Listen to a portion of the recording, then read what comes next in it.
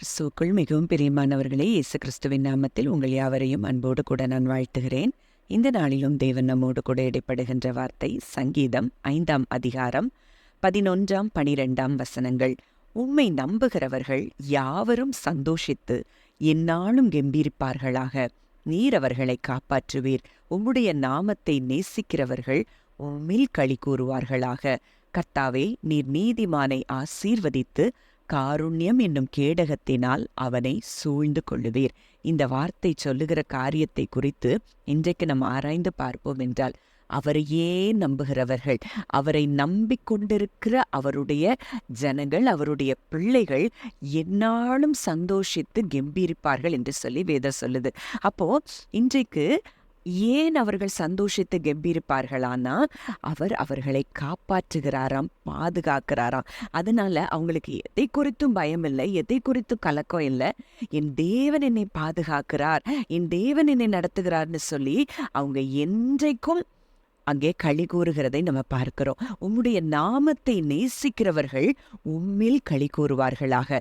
நீதிமொழிகள் 18ஆம் அதிகாரம் 10ஆம் வசனத்துல பார்க்கிறோம், கர்த்தரின் நாமம் பலத்த துருகம், நீதிமான் அதற்குள் ஓடி சுகமாயிருப்பான் அப்படின்னு சொல்லி இந்த வார்த்தை சொல்லுகிறத பார்க்கிறோம். அப்போ இங்கே நாமம், அவருடைய நாமத்தை அறிந்தவர்கள், அவருடைய நாமம் எவ்வளவு பெரியது. பிலிப்பியர்ல பார்க்கிறோம், அவருடைய நாமத்திற்கு மேல அவருடைய நாமத்தை எல்லாவற்றிற்கும் மேலாக உயர்த்தி இன்றைக்கு அங்கே பிதாவின் வலது பாரிச தண்டையில கிறிஸ்து உட்கார்ந்திருக்கிறார்னா, இன்றைக்கு எல்லா பவர், அத்தாரிட்டி, நம்மை எல்லாவற்றிலும் நம்மை பாதுகாக்கக்கூடிய வல்லமை எல்லாம் அந்த தேவனுக்கு இருக்கிறபடியினால இன்றைக்கு நீதிமான்களாகிய நாம் அவருக்குள் ஓடி நம்ம சுகமாய் இருக்க முடியும்.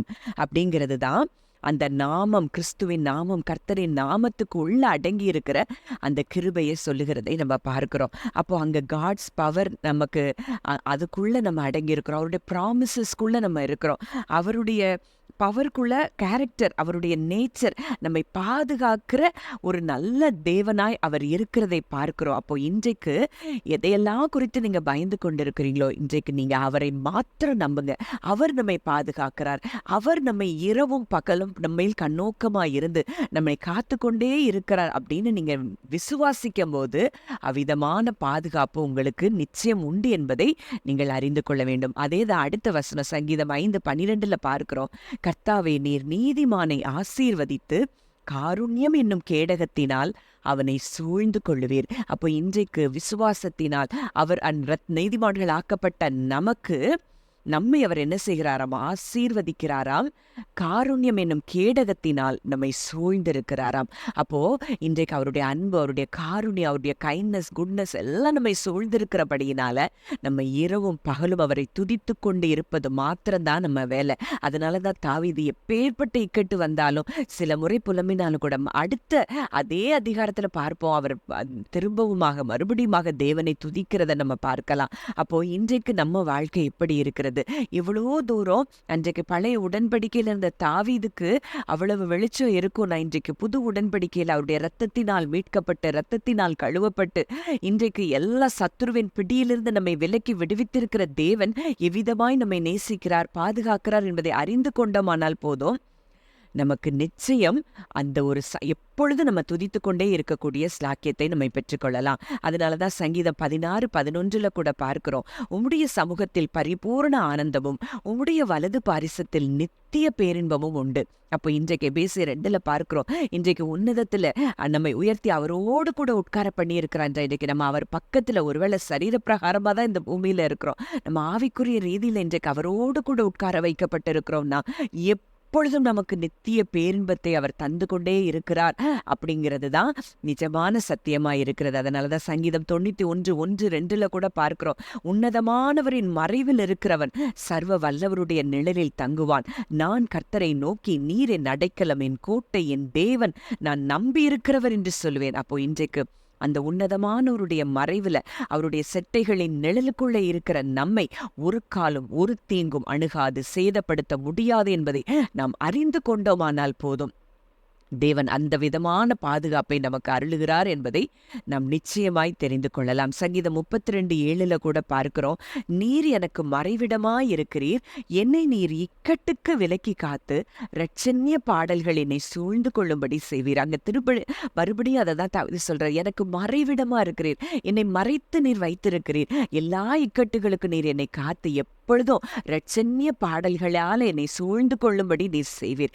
எவ்வளவு தூரம் அங்க தாவீது அங்க தேவனுடைய வல்லமையை, அவருடைய பாதுகாப்பு நம்ம மேல எப்போ இருக்கிறதை அவர் அறிந்தவராய் இருந்தார். அதனாலதான் எத்தனை எதிரிகள், எத்தனை சத்துருக்கள் எதிராக எழும்பினாலும் அத்தனை பேரிடமிருந்தும் தேவன் அவரை பாதுகாத்த தயவை நாம் பார்க்க முடியும்.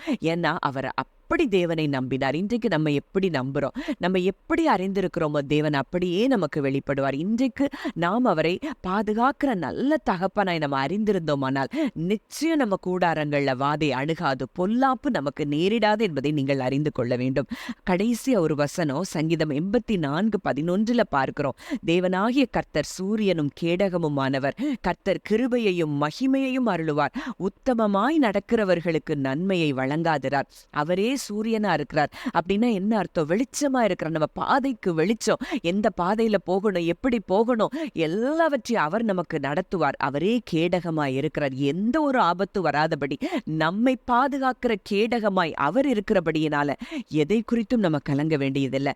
அங்க ஆங்கில மொழிபெயர்ப்புல சொல்லப்பட்டிருக்கிற ஒரு வார்த்தை, அங்கே கண்டினியூஸ் நம்ம என்னெல்லாம் நமக்கு தேவையோ அது எல்லாவற்றையும் அவர் நமக்கு கொடுத்து கொண்டே இருக்கிறார். அதுதான் அந்த உத்தமமாய் நடக்கிறவர்களுக்கு நன்மையை வழங்காதிரார் அப்படிங்கிற காரியத்திற்கு போடப்பட்ட அந்த ஒரு மொழிபெயர்ப்புல நான் வாசித்தேன். எவ்வளவு தூரம் இப்படி நம்மை பாதுகாக்கிற, இப்படி நம்மை போஷிக்கிற ஒரு தகப்பன் இருக்கிறார் என்பதை நம்ம அறிந்து கொண்டு அந்த ரெஸ்ட்ல இருக்கணும். அந்த ஃபெய்த் ரெஸ்ட்ல நம்ம இருக்கும்போது எல்லா ஆசீர்வாதங்களையும் நம்ம சுதந்திரித்துக் கொள்ளலாம். ஜெபிக்கலாம். நல்ல தகப்பனே, நன்றியோடு உம்மை துதிக்கிறோம், ஸ்தோத்தரிக்கிறோம் அப்பா. எங்களுக்கான நன்மைகளை நீர் ஏற்கனவே எங்களுக்கு நீர் தந்ததற்காக நன்றி செலுத்துகிறோம் அப்பா.